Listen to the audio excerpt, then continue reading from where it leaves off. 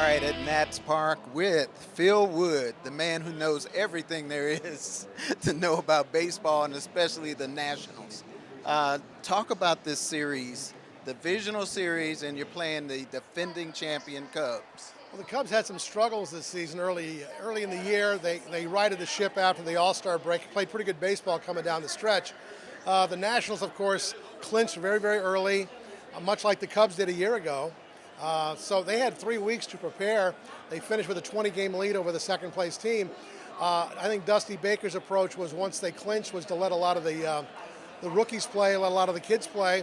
And as a result, you ended up with Victor Robles on the postseason roster. So that was somewhat of a surprise. But I think this is a team that's probably better equipped to go far in the playoffs than any of the other previous Nationals ball clubs that lost in the NLDS. All right, and maybe there's a team that Dusty actually played on back in the old days with the Dodgers, or either some of the teams that he managed that might be similar to this team. Well, I think of some of the Dodgers teams that he played for that went to postseason play, and it seems like all those teams had 4 or 5 guys capable of hitting 20-plus home runs, and this club has that right now. Those clubs were very strong defensively. This club is very strong defensively.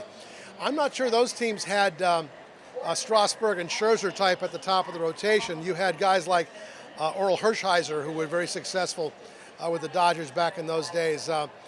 Fernando Valenzuela. I mean, the Dodgers always had a couple of guys, but you look at the way that pitching has evolved into the 21st century, and guys like Scherzer and Strasburg capable of giving you 6 or 7 very strong innings. That plus the fact that, obviously when Dusty played, there was a much bigger emphasis on complete games.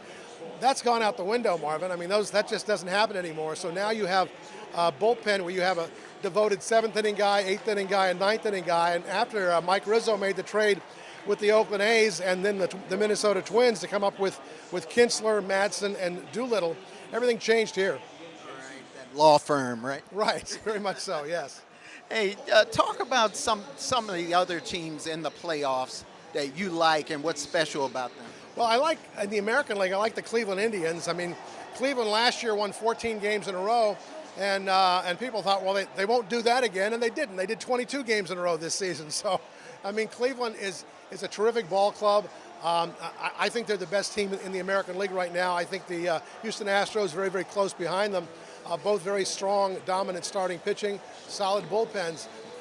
National League, you have to like the Dodgers, though the Dodgers had that stretch late in the season where they went 1-15.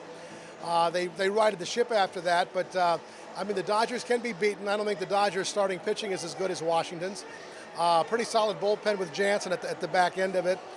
The other teams in the National League playoffs, I think, are pretty good, but I think it'll be an upset if it's anybody other than the Dodgers or the Nationals.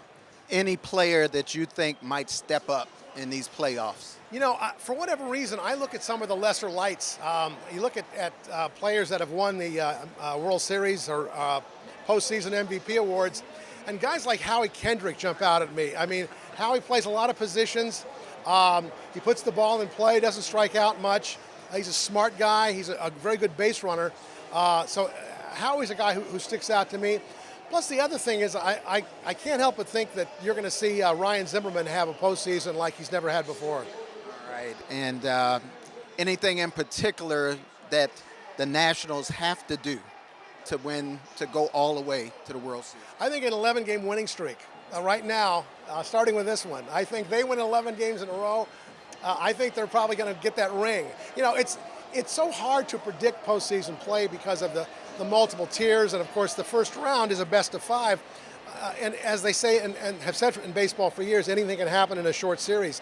The team that wins the best of 5 series is frequently not the best of those 2 teams. All right, you've seen a lot of baseball playoffs.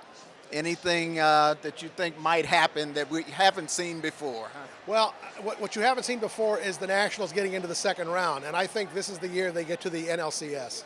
All right, thanks so much. Mr. Phil Wood with us on Around the Diamond.